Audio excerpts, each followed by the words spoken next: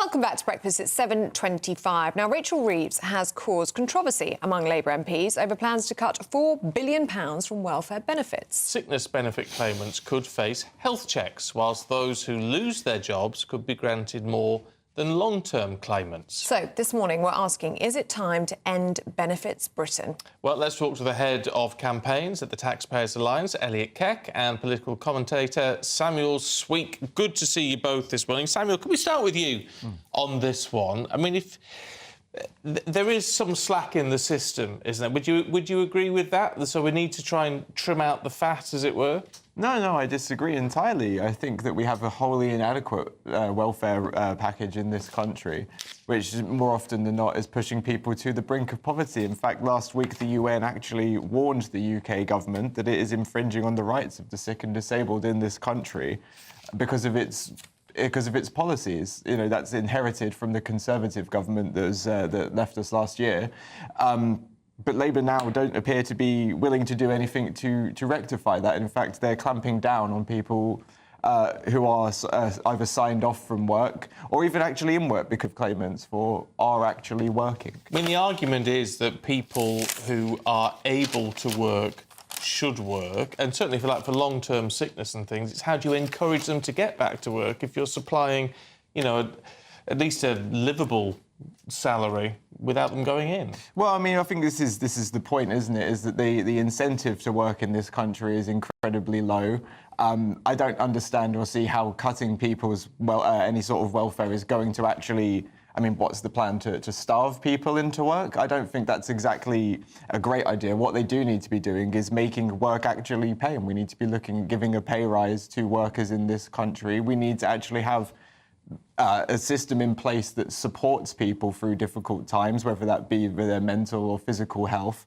And as I said, doesn't essentially starve them into getting jobs that they may not be able to actually continue to hold down because of their health conditions. Elliot Keck, what do you make of it all? Well, I certainly agree with Samuel on the need to incentivise work. At the moment, the tax system does thoroughly disincentivise work, but we know a few things about the country. We know that the national debt's about 100% of GDP. We know that the tax burden's heading for a record high. We know public spending is heading for a record high.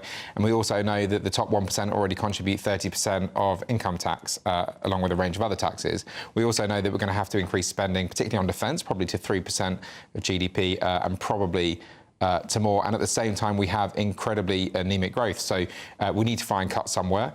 On this point about, you know, fat to trim, we could argue about the terminology, but the reality is that benefit spending on just people in work has risen from 36 billion before the pandemic to 48 billion now. That's heading to 65 billion by the end of the decade. This is an increase that has not been seen in comparable countries. We are almost unique in the developed world for a massive surge in the number of people of working age who are claiming benefits. Every other country has seen a return to their pre-pandemic status. We haven't. That's clearly a problem. I don't think it's because the British people are uniquely lazy. It's because of the incentive structure that we provide them. Samuel? No, I think that we need to, as I said, look at giving the country a pay rise. We need to be investing in our workforce, not cutting away at the edges. And it's interesting as well to see. But how do we do that? How do we do that? By giving the country a pay rise. We haven't got the. Where's the money going to come from? I mean, the point is, to get the country to work, we need to grow the economy. Well, if you're going to force employers and others to fork out more money... Well, I mean, yeah, no, sure, we can talk about that. And what we could say in this country is tax avoidance costs this country billions every single year. In fact, it's estimated that about £500 billion of UK wealth is stashed away in tax havens. What we need to be doing is closing those loopholes which make that a possibility, and also looking at a wealth tax in this country of just a modest 1% of that could bring in over 20 billion for the UK economy every single year. We shouldn't be trimming away or violently cutting away at the support for the sick and disabled in this country. We should be looking at where the wealth is unevenly distributed and actually ensure that it is distributed into our communities, lift people out of poverty, make work actually worth doing, and support those with long-term sickness, if they're able to eventually get back into work, but not forcing their hand by pushing them into poverty.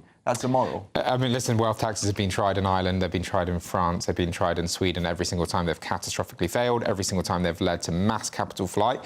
If there's one way to ensure that wealth flees this country. And if there's one way to cripple the taxation system and ensure that not only can we not afford the benefit system we have now, we can't afford a benefit system at all, it would be to implement a wealth tax. The simple reality is as I said, we are unique in the developed world at seeing benefits, in particular benefits for those of working age, and in particular benefits for people with mental health issues, which are soaring. It's one of the biggest growing parts of the benefit system.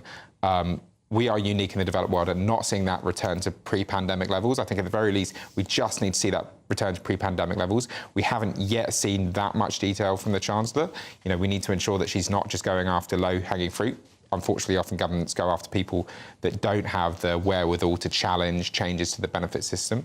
So that's a key thing we need to look at. And also we need to ensure that work is incentivised. That's not by things like the national minimum wage. That's like changing tax thresholds, for example. That's like reducing pressures on businesses to ensure they can grow and expand and hire more people. Is there any acceptance, Samuel, that some people ride the system? I mean, it's not having a go at them. It's just if it's an easy way to get money and easier than going out and getting a job. I think people certainly ride the tax system in this country by avoiding it, Stephen.